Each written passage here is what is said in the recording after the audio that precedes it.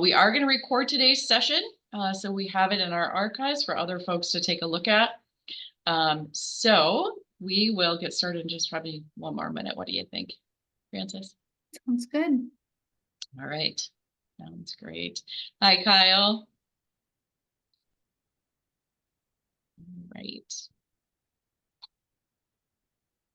All right. Well, let's get, I know I always say a minute and then we just get started. So why don't we? There's Amy. Hi. All right, let's get started, shall we? So welcome. Thanks for taking the time to spend with us today to learn about some waste reduction strategies for businesses. My name is Christine Levins. I serve as the Chief of Staff for the Minneapolis Regional Chamber, working with my colleague Francis Huntley, who you see on the screen, who is the co-host and slide presenter extraordinaire. Today's event is part of what Clark alluded to, is part of a webinar series that we started at the beginning of 2024 based on some recognized need and some input from members and our own personal journey as an organization, the Chamber, towards some sustainability goals. We have been kind of dabbling in this space for several years on different fronts, promoting resources.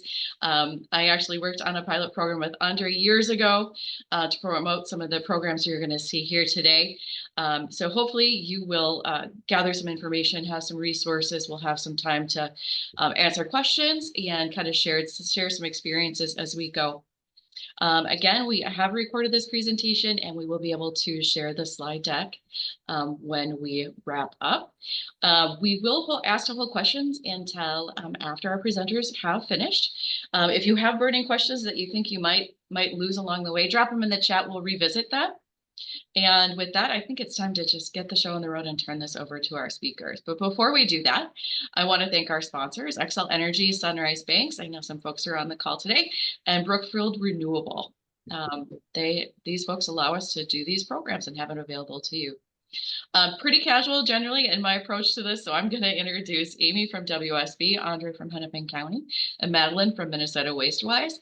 They are going to be our presenters today, so we'll hear a little bit from each of them. I've taken a peek at the deck, and there's lots of good content there, so we will get started. Amy, I'm going to pass it off to you in just one second, but go ahead and leave this slide here. So Amy and her colleagues at WSB are part of the Chamber's journey.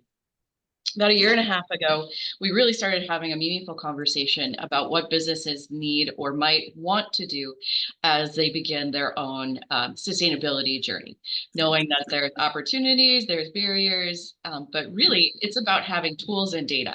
So we had a great conversation with Amy and her colleagues, and we started on our own journey to become our own climate plan, with different goals, which Amy's going to jump into. So Amy, I'm sure you're going to describe that much more eloquently than I did, but I'm going to turn it over to you. Thank you so much, Christine and Francis, for hosting this webinar. And good afternoon, everyone. Great to see all of you. I know some of you and some of you are new colleagues, so it's great to connect. And Francis, you can advance to the next slide. Just a quick information about our firm. WSB is a design and consulting firm that works across the country to provide services to local government, state agencies, as well as businesses and nonprofits, and really any type of business model in between. You can advance to the next slide.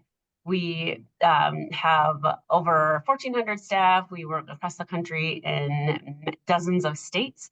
And we've been growing to provide lots of different services for our clients. And you can see just a snapshot of them all here. I'm the Senior Director of Sustainability and lead our sustainability group, and are just really fortunate to partner with many of our WSB staff that work in Minnesota. So the next slide is just a little bit more about detail from what Christine teed up and how the Chamber wanted to approach climate plan. You know, it's really important to have just a lot of engagement with the stakeholders that are involved with a climate plan, a sustainability plan.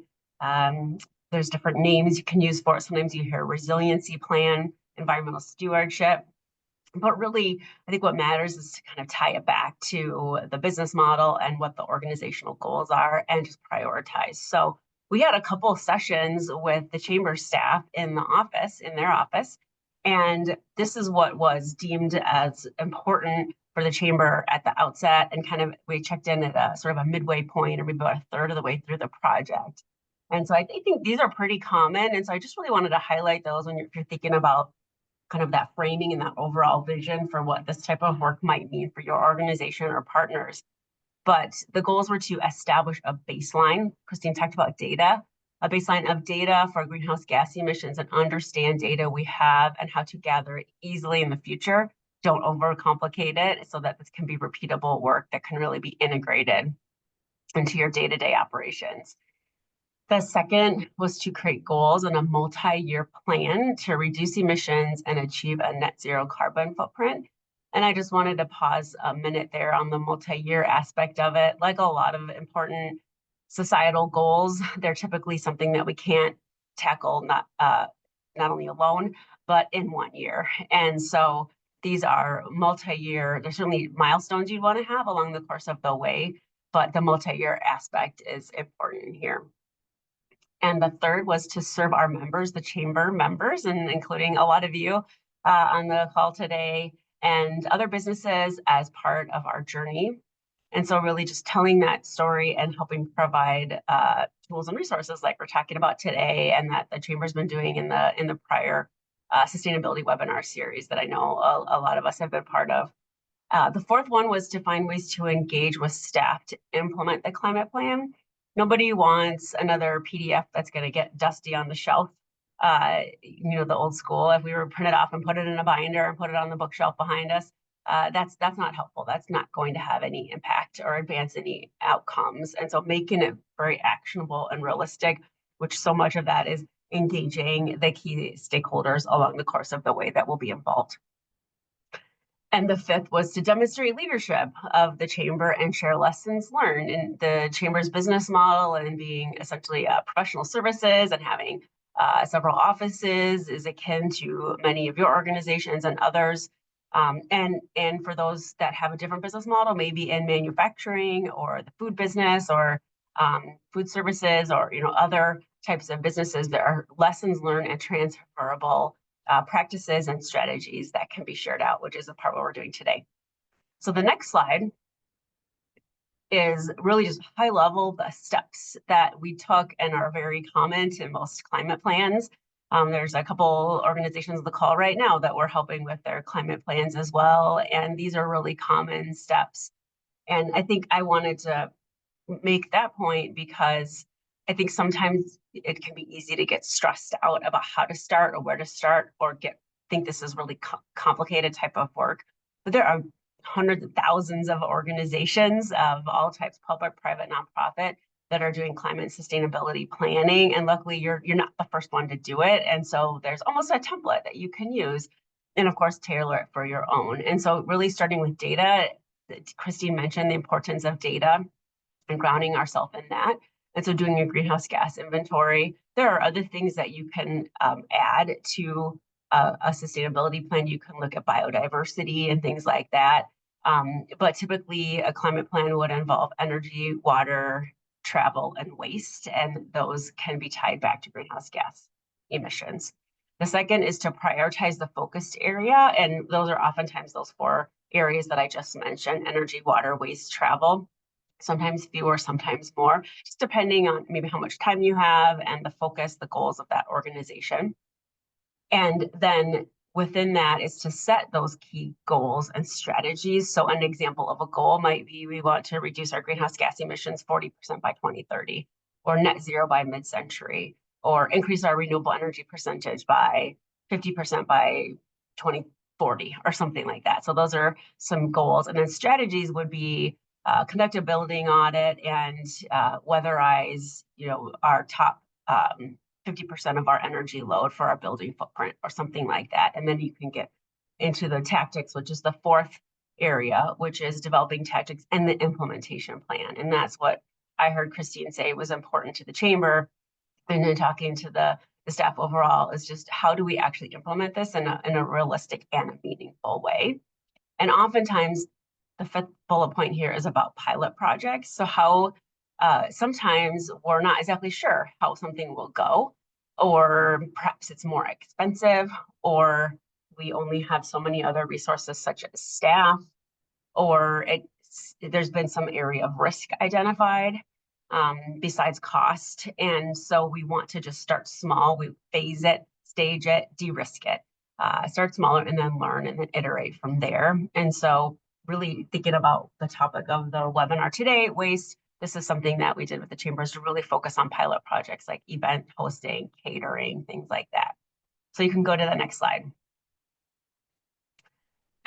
I kind of already hit on this already, but the chamber looked at energy, travel, and waste. You might have heard that statewide, nationwide, and actually globally, the #1 source of greenhouse gas emissions is the travel sector.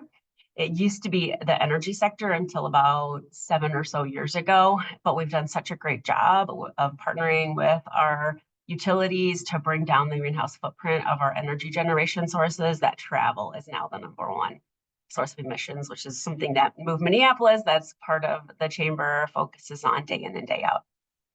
So you can go to the next slide. And just a quick snapshot, this is also a pretty typical footprint. So thinking about data and wanting to be grounded in information and science.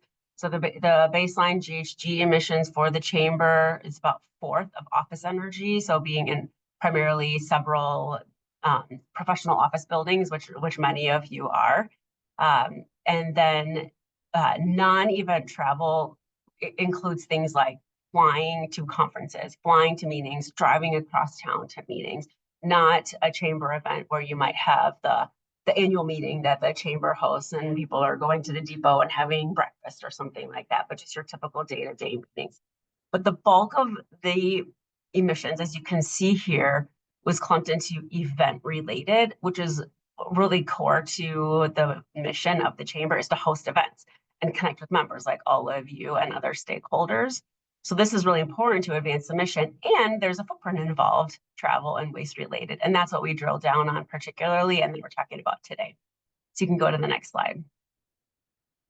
So thanks to stakeholder input, primarily staff, when we did a couple of staff workshops, there was a primary interest in let's focus on this. It's something we can control. It's something we can do. And ultimately, we created some really handy tools that the staff can use when hosting events, which is, once again, core to the business model. And so we made a green event checklist. A couple key areas here that this is probably transferable to many things that you all could do with your organization. And then I know the other panelists, Madeline and Andre, are going to talk about. So thinking about materials use. So when we host events, what are some ways that we could think about more circular instead of kind of lots of branded giveaways that perhaps end up being disposed relatively quickly? Is there a way that we can do digital giveaways, like, you know, $10 gift certificate at a restaurant that's a chamber member or something like that? So you can still get the brand recognition, but it doesn't have the footprint of something that was used with materials from the earth, as well as electronic handouts. That sounds obvious, but there's many things that you can do there, use QR codes, things like that. Food and beverage, this is a really great way also to advance your socioeconomic goals and your diversity, equity, inclusion goals, is to purchase from vendors that are businesses owned by women and people of color. Local government really loves this one too, because it's a great way to buy local, buy green, and buy based on the organizations and the companies you want to support to increase that engagement there. And then really think about filtering for the caterers that can use reusables and not always just disposables, which I know is harder to do, but it is something you could start to weave into your procedures. And just on location, thinking about, could somebody take public transit, bike, or walk there? And what events hosts lend themselves well to teleconferencing. Waste, composting bins, recycling bins, labeling is really important. Sometimes it's having somebody stand at the stations and make sure they know where they're going, and then reusing serving dishes. And then the last is communications, which is just sharing out what you've learned, raising awareness, maybe tagging it as a net zero event, and maybe a lot of signage, or it could even be in some of the advanced marketing materials or follow materials. Next slide. So this is really the last thing I wanted to say. This is kind of an encapsulation of things that we did with the chamber and things that are transferable to all of you, which is thinking about where to start. Um, and that's what a lot of organizations are trying to figure out, where to start or to scale up. Keeping it simple, don't overcomplicate it or let perfect be the enemy of good. I think you can really kind of have analysis paralysis sometimes. So just put one foot in front of the other. Second is the business case. What is core to your business? What is relevant? What do you do? Do you host events? Do you do something else? Do you manufacture something? What is core or material, as we say? And then prioritize, excuse me, based on your sphere of influence and what can you control in various time stages, which is not to say things that are harder to do or you have less control over, not to do that, but just thinking about how to phase or stage that at various milestones. And then for engagement, thinking working cross-functionally, don't just gather people that are just in the sustainability group or just in the environmental or natural resources group. Operations, marketing, HR, finance, very, very important to be always partnering with finance. Different demographics, different ages, different job types, different levels of authority, somebody senior, somebody new, or somebody newer in their career, or having a little bit less authority is really important to find out what they're excited about and find out who's engaged and excited, tap into that, and also think about who's not and try to meet them where they're at and understand their concerns. Making it realistic, building on small successes. I think waste and event hosting is a great place to start, like I said, with pilot projects, and then always learn and iterate what worked, what didn't work, what will we do different next time. And I think that's my last slide. Let's see, if you go one more, I'll just confirm. Yep. All right, well, thank you so much. And I think happy to answer questions later on. Thanks, Amy. I was reliving the last year of our work, walking through those slides. Amy made a lot of good points in terms of, don't get stuck in the little stuff. We spent a lot of time just kind of grinding through how we'd pull numbers together because, like many businesses and organizations, there are all kinds of shifts. So we had multiple spaces, then we had one space. We had COVID. We had, one span of time where there was a lot of international travel. So really just trying to find the spot where we could really do some influence, which to Amy's point is in that event space based on where our data ended up for waste that we could control. I have two of my colleagues on the call too. I know they are both Catherine and Zach, who've done a lot of work holding this, kind of adventure and these strategies together through Move Minneapolis and our Leadership Twin Cities program. So when hosting events, having a really tight lens on how can we move this kind of mission forward and having all the engagement. So it's been a really organic experience for us. And to one of Amy's other points of it's hard when that one person holds the responsibility of moving a plan forward and doing implementation. So we really have had to bring our whole team in and do the buy-in and identify to the point of we sat in a room and where do people see the best opportunity? We were fortunate we generally landed in the exact same spot, so it was easier for us to kind of move these pilot programs forward. So Amy, thanks for that overview of the Chamber's journey. And again, part of this is hosting webinars like this, that we want to share what we've been doing so people have an understanding of what tools and resources are available and some insights to what we have been able to do or not been able to do as people engage. So with that, Amy, thank you again. I'm gonna invite Andre to be our next presenter and talk about some of the programs through Hennepin County that folks can take advantage of. So Andre, I'm gonna just hand it over to you. Thanks, Christine and everyone for the time today. With the time, and there's so much in the world of waste production and recycling. And Amy did a great job of touching on a lot of those themes. So thank you so much for sharing your stories and touching on that information as well to warm things up for me. So I'll just be doing a pretty big overview. Most of all, I would love to be able to connect with you or your colleagues or your friends or anyone that owns businesses or we all work, right? So kind of like what Amy said, it's not really just one or two persons or teams. It's really everyone that can make a difference. You can go next. So just a little bit on where things are at and goals for the future for the county as a whole. So residents of all, both single and multifamily home, but also workplaces and public spaces as well. So we have a goal it really trickles down from the state, but that requires us to have this goal. But we adopted a goal of 75% recycling by 2030. So we got maybe 6 years left or less to achieve that. Could you go back one more? Yeah. So the we've been kind of stuck at 40 to 42%. That's recycling and organics combined. So we've got a little bit of ways to go, but things can move fast depending on what we do and the resources we have and the projects that folks like yourselves and in the community come up with. And then just the hierarchy there is, keep that in mind, right? Is the most preferred, and obviously the least preferred is, burying trash in the landfill. So, sometimes and I don't want to shame anyone, myself, I have my own flaws as well in my own daily life, and we all generate waste, right? But sometimes we do too good of a job recycling or composting, right? The new hot thing, that we forget about the first two important things, which is never creating it in the first place, or reusing the materials that we have created before we ultimately find ways to recycle it. Next. So the tonnage that we generate per person per year is slowly going up. But again, recycling's been kind of stuck for a little bit. Even though we're recycling 40 or right now, combine those two things, that doesn't mean that really the story there is that there's still a lot of recyclables and compostables in the trash as well. And when we don't do a good job of recycling or composting, then it ends up considered trash, but really it's not trash. Next.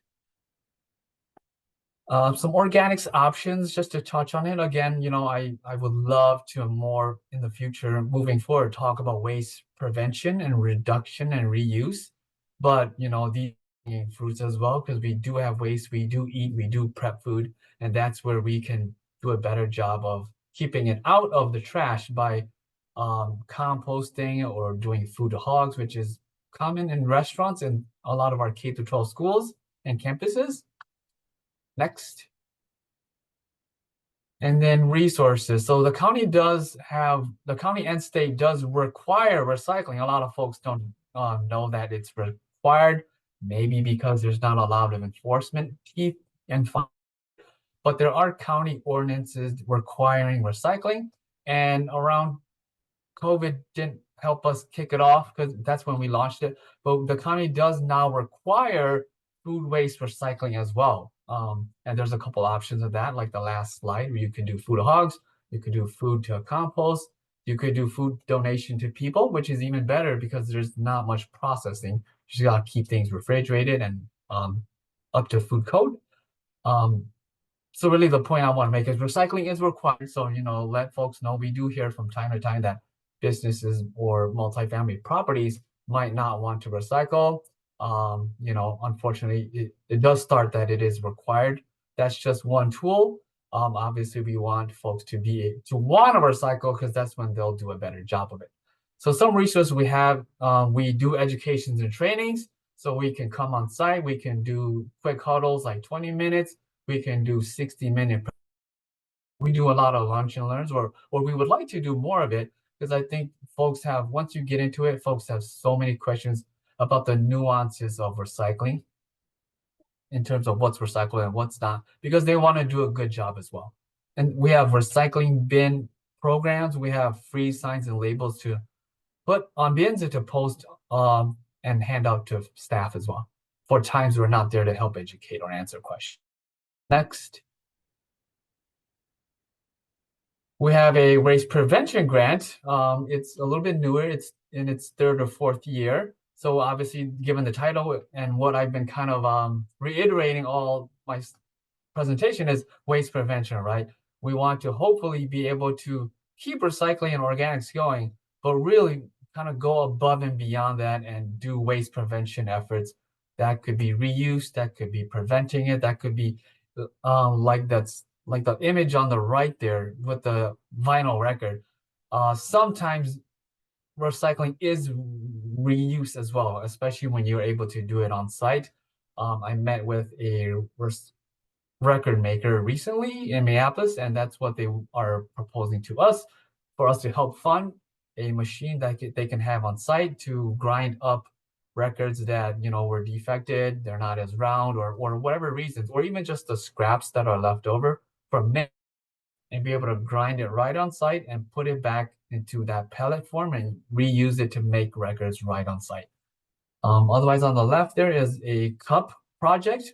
Again, use is so simple that we can't see it, or we can't see the savings, or we're just thinking about recycling because it's easier to see. We see the blue bin, we put it in, and we feel good. But there's even simpler things sometimes, like the Park Tavern on the left there received a grant from us to purchase glassware or reusable cups instead of disposable cups. And then in the middle there is Nicolette's macarons. You can see it on the shirt for the employee there. They received a grant, I think 1 or 2 years ago, to get reusable totes that you can see there to ship their macarons out instead of bakery boxes. So again, so simple, right? Instead of those paper boxes that are inexpensive. Unfortunately, they are inexpensive like plastic, so they compete with things like sturdier Tupperware, or whatever the trade term might be for the reusable totes that they use for macarons. But again, a pretty simple project that can go a long way. Next. And then just finishing off with some everything day things we can do. So we have resources, we have trainings, we can come on site, we can give you bin grants, we can give you compostable bags, labels and bins, and bigger projects like equipment to shred and grind things, or to contain your macarons, or whatever food industry folks out there are in and a part of. But we ourselves, I think, can do a lot as well as employees, as we're going to a baseball game or a football game, or packing lunch, right? Reusable bags for lunch, reusable silverware.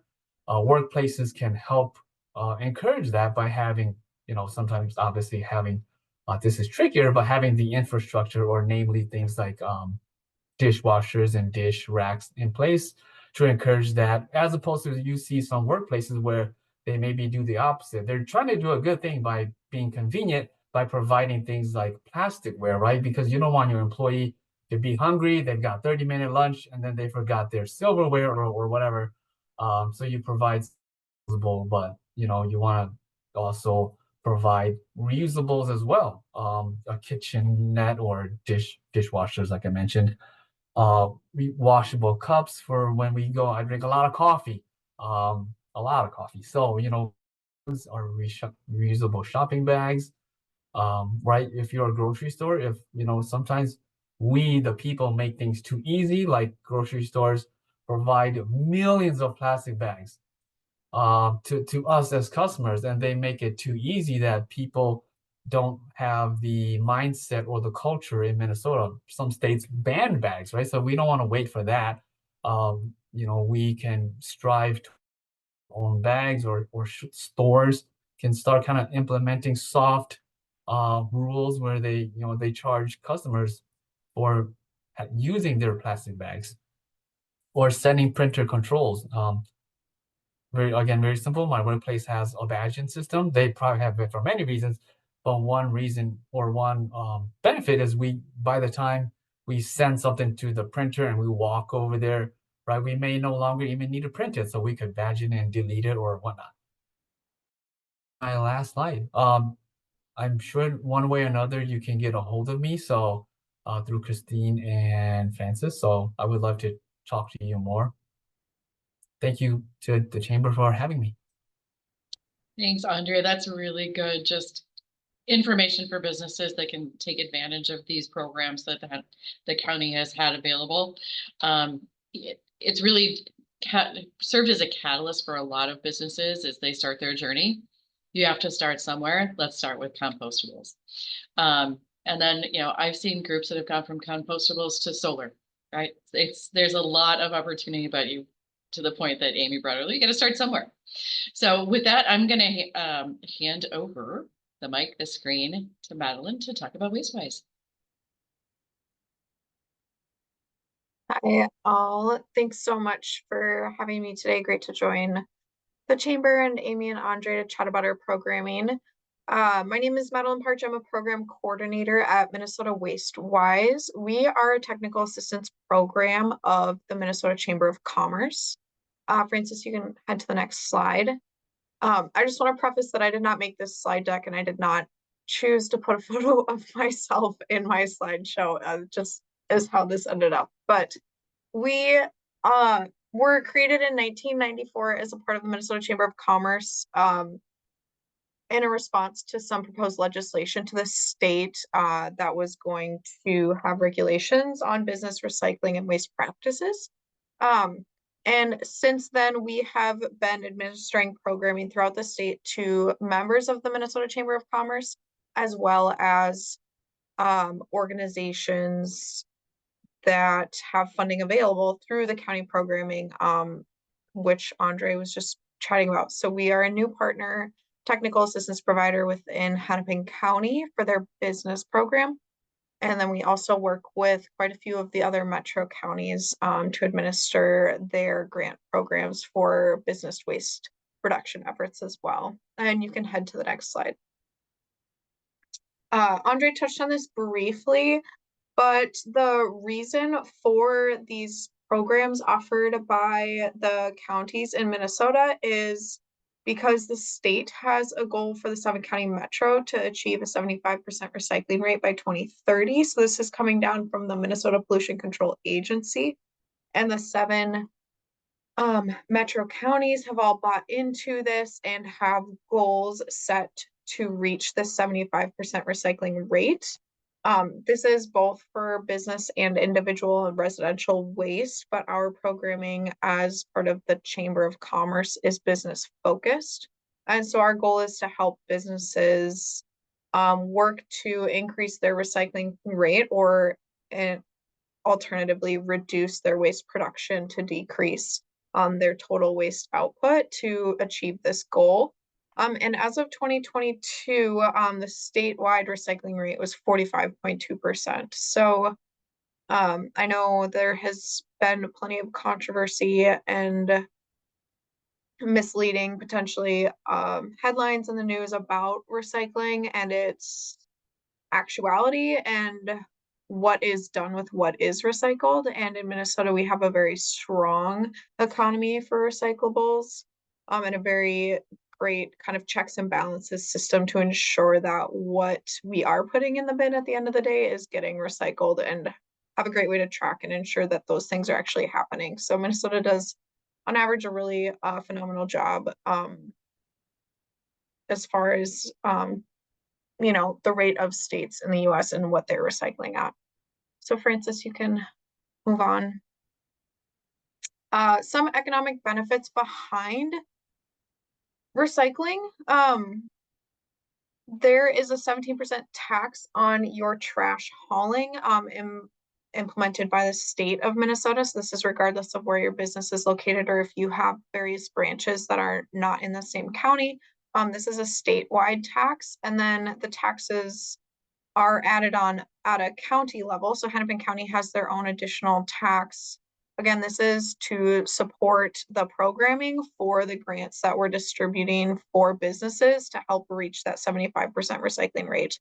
And the additional incentive there is that there's not a tax on recycling or organics. So this, I think, is a great way to engage teams across your organization if they don't have the interest in recycling and organics on a personal environmental focused level. It can be a financial benefit to the organization to increase how much you're recycling, add organics, and decrease that trash service and save money because the services you're adding won't be taxed. Green marketing opportunities.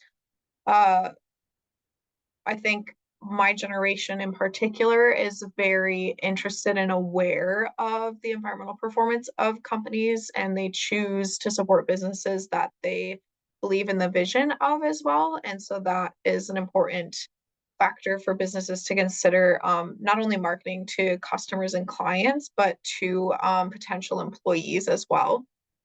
And then lastly, there is a huge job market in Minnesota thanks to the recycling industry with 77,000 jobs provided in 2023. So all really great things all happening within the state of Minnesota. I think a lot of different ways you can approach the conversation of recycling and organics and waste reduction to get various team members and programs on board at your organization. Francis, you can, thank you. Recycling Works, just a little piece on this again, that recycling in Minnesota is very well established, and we have regulation for all of the organizations that process your recyclables, that they have a requirement that 85% of what leaves their facility has to be recycled and tracked to an end market, and proven that that's getting turned into a new product. And so it's very rare that one of those recycling facilities would have to ask for an exception from the state to trash more than 15% of the product that comes in. And so that is a huge incentive that those recycling processors have to ensure that the proper education is getting out. And that, I think, is what can make recycling so tricky. Andre mentioned in trainings, people can end up asking a lot of questions because there's a lot of nuances to recycling, and those nuances are because these facilities need to be sure that they're only receiving materials that they can process to ensure that all of those products are actually recycled. And the less contamination of trash in the recycling, the more money that they can make on that recycled product, and that makes it more viable to continue funding the recycling market that we have. So I know, I think almost better than anyone else, how complicated recycling can be, and it can feel very disheartening. But the good news is that's because of the various opportunities that we have for recycling in Minnesota and ensuring that we're maximizing what products we have to get recycled. Go ahead, Francis. So where does WasteWise work? We work with businesses, nonprofits, places of worship. For the most part, if you are a commercial entity or a business and you have a commercial address, that is typically the qualifiers that we have to working with you. Right now, we are working in 5 of the 7 counties in the Minnesota Metro, Hennepin being one of them.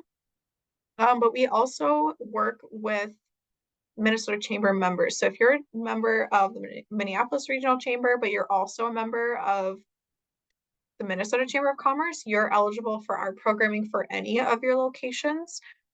So if you are in Greater Minnesota and you are like, wow, this sounds really great, we'd love to get funding, but my county doesn't have any programming, we're not in the metro. As a chamber member, you're eligible for free on-site assistance, and then depending on your membership level, we do offer a $4,000 annual grant for any chamber members. That would be for similar items as to what Andre discussed. Maybe it's, bins and labels for your space. Maybe it's helping you upstart an organics service. Maybe it's new equipment, technology, things to help increase the efficiency of your operations to reduce your waste. All of those would be eligible and considered through our programming and something we would discuss with you. So the way that our organization works is if you are interested in working with Hennepin County to receive a grant, potentially you get put in touch with Andre, or potentially you would get put in touch with me, and we would send out one of our team members to do an on-site consultation with you. So they would want you to walk you through your operations, where your primary waste producing spaces are, what your typical waste makeup is. As you can see in this picture, we do spend a lot of time out back at your dumpsters trying to identify, is there contamination in your recycling? Is all of your recycling making it into the recycling dumpster, or is there a lot of cardboard in the trash? And trying to understand why and how your waste is being sorted by your team, and kind of working backwards to identify what those sources are and what change we can make from that.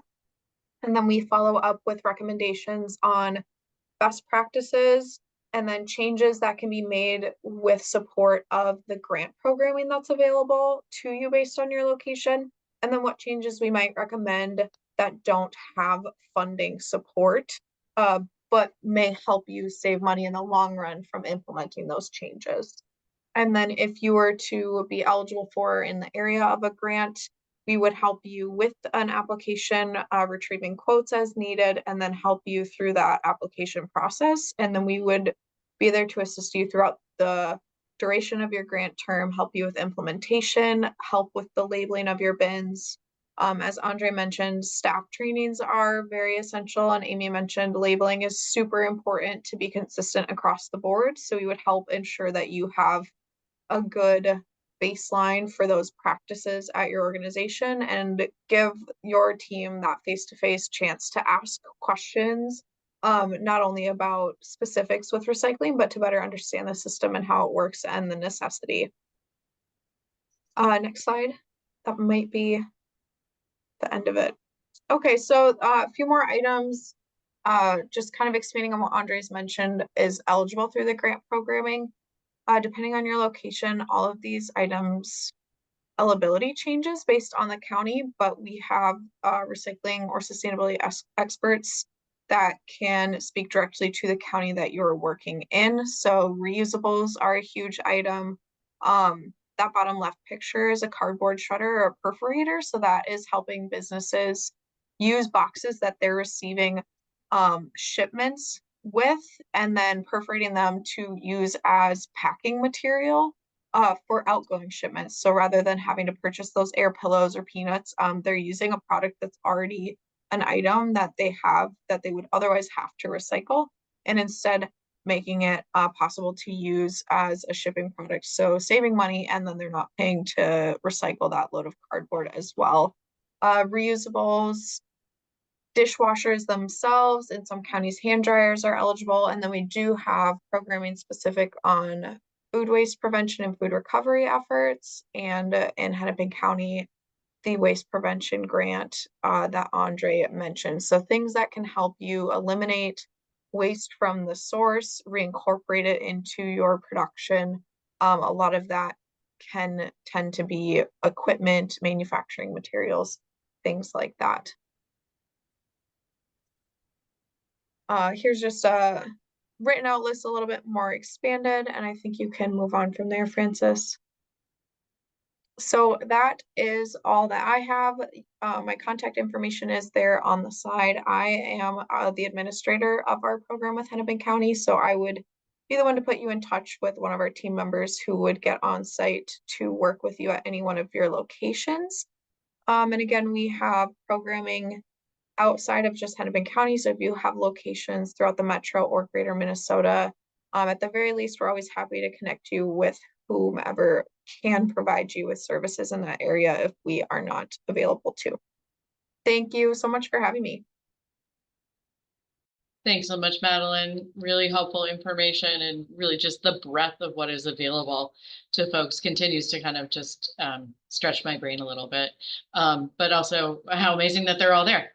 That's one of the reasons we do these webinars, is to get these resources in front of folks to kind of assist in their journeys.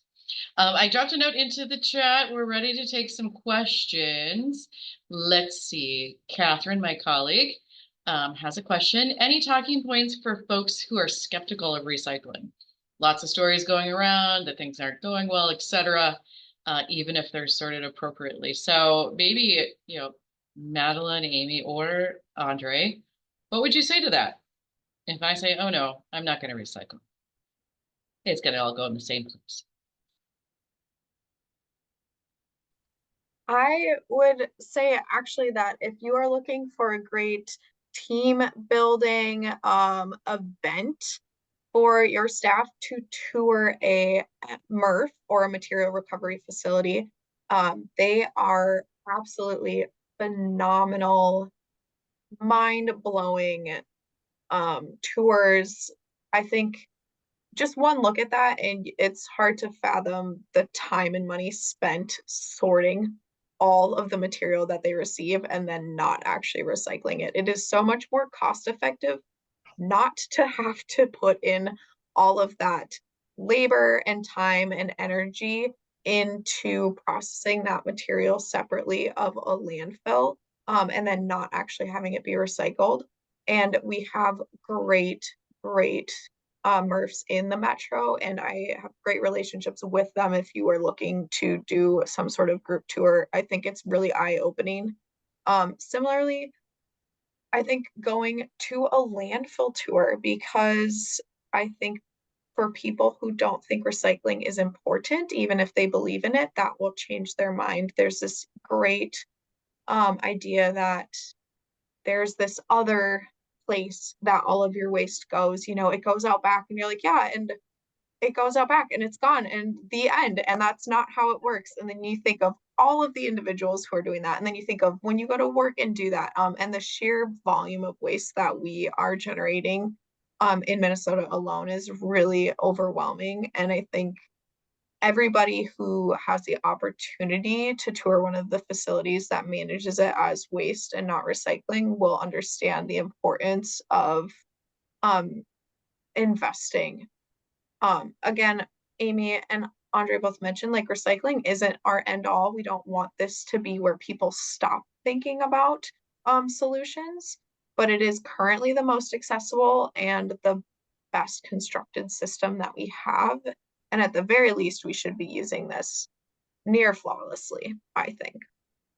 Yeah, I'll just underscore, I love all of those points by Madeline, and thinking about that not everybody's brains work this way, but depending on who you're talking to, it's always worth a try talking about a systems approach going upstream. And it always starts with conservation. In one of Madeline's early slides, or it was Andre, talking about, it was Andre's slides actually, talking about you reduce first. Do we even need this thing in the first place?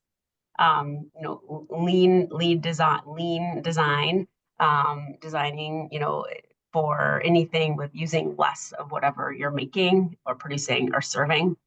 And then thinking about the cost reduction aspect of that, risk reduction. Perhaps there's some type of hazardous material that's going in. It's a great way to lower your potential legal risk or compliance risk. And so there's many other co-benefits, thinking about the co-benefits of going upstream, if that is potentially something that might activate your audience. Great. I think those are thoughtful comments, Catherine. Hopefully that gives you some new talking points or additional talking points. Vince, you dropped a question into the chat. You want to just ask it since you're on screen? Sure, I'd love Great. to. Okay. So I see lots of this stuff out and about, but sometimes it's not super affordable from a small business owner's perspective. So my question is, what kind of reusable bags or containers can employers encourage their employees to use, or I didn't ask the question quite right in the chat, use or buy for their use to encourage this kind of behavior change, and where specifically can a small business purchase those at a wholesale level? I think that's a great question. I'm not seeing them at business Costco, in other words. There Are it you is. talking about bags? Are you talking about bags or containers for other things like food service? Or Yeah, food. Yeah, just like, catering? stuff you'd bring to work. Correct. Yeah. Okay. Or I know, just thinking about catering, because I just know events all the time, those black plastic containers that they're always, or the tin containers that they put in chafing dishes, which end up getting hopefully at least recycled, but oftentimes thrown away. But there are caterers that are more amenable to, or even promote their reused, nice serving dishes. They'll even come back and get them, or of course you can drop them off, but if somebody doesn't want to drop them off. And so it's just a matter of sorting and I've seen this, I have some lists myself. I've seen lists of, Poke Me or somebody else, but there's lists out there of caterers that are more prone to do things in a non-disposable fashion. Mm-hmm. And how about like on a personal level, for somebody bringing their lunch in and they don't want to buy yet another pack of quart Ziploc bags? There's so, I shop at Eastside. I'm a Northeaster as well. Shop at Eastside Food Co-op. There's all kinds of, you go to the co-op, or many places you can buy them. Many places where there's they're kind of like a reusable Ziploc, kind of a harder plastic thick material. They're washable, that go in the dishwasher. Pyrex, lots of different ways that you can. I have colleagues that take Pyrex and Tupperware in their purse or their bag when they go to a restaurant, and then when they're, instead of asking for some takeout container, which is usually throwaway or ideally recyclable or composting, they go upstream and use a glass or their own type of Great idea. Tupperware to bring it home. Those are just kind of fun things you can try. And I just want to revisit it because is there anywhere locally that's offering that kind of thing at a wholesale level that where you could go in and buy, instead of buying 3 of them, you could buy 50 or 100 or 200? Vince, I think we gotta go talk to Tucker Yeah. at the co-op. Let's Yeah, go to that's a the good door, idea. right? Let's go talk to Yeah. Vince, I Definitely. would just like to say, like, that is exactly the type of conversation we have at our site visits. So we would send out a technical assistance provider. You'd walk us through your organization. You say, this is something we're really passionate about. Where do we find this? Oh. Their job when they get home is to do that research for you and send you a link. Oh, great. So I can't answer that question off the top of my head, Sure. but that's exactly what we're looking to do for you. Yeah. Very Neato. cool. Clark did a little sharing here. Faber brought plates, cups, mugs, cutlery, yes, and dishwashers. That is what we have done here. We've got the dishwasher, we've got all of our stuff. Alex, you had a question.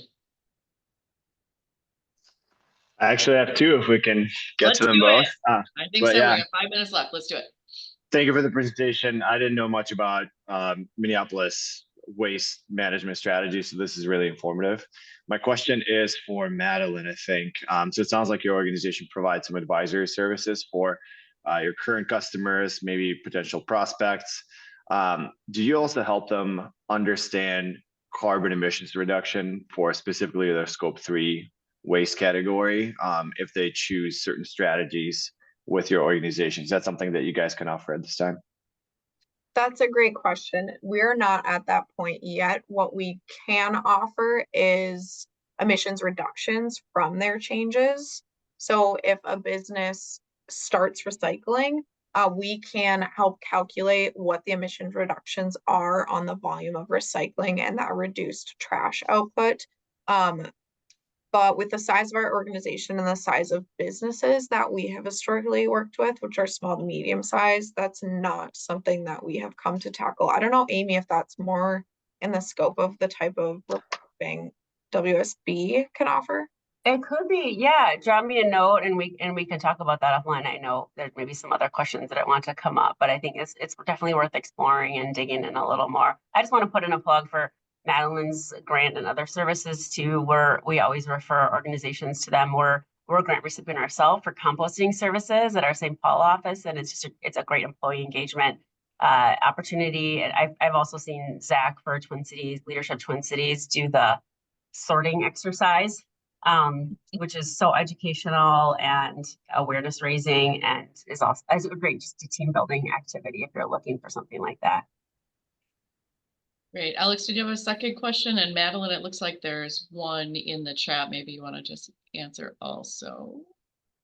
Yeah, to whoever wants to take this one, any hot takes or contrary points of view on HERC, Hennepin Energy Recovery Center, I think the facility that's burning trash in downtown Minneapolis for energy production. I know I've read both sides of the coin on that one, so just curious what opinion is of waste management experts here.